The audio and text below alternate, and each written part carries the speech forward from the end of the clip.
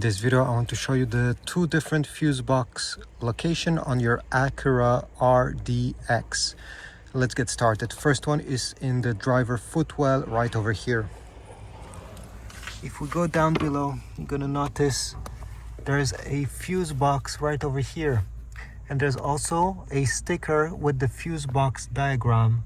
This way you know exactly which fuse is which, so you can find it quickly and replace it if needed. By the way, I'll put in the description of this video links towards Amazon for spare fuses if you don't have. So that was location number 1. Let's go to location number 2. It's under the hood, so you'll need to open the hood of your RDX. Under the hood, you're gonna go on the right side. This is where the battery is supposed to be.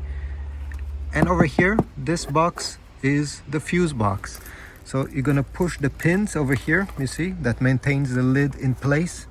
It's easier with two hands. Right now I'm holding my phone, but obviously with two hands pushing those, you'll be able to remove this lid easier than what you see right now on the screen.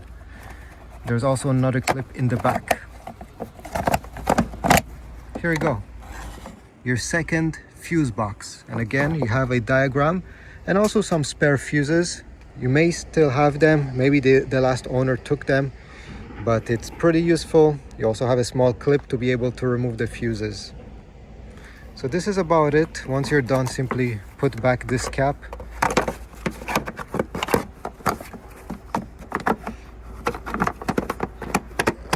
Okay, make sure it clips, and this is it.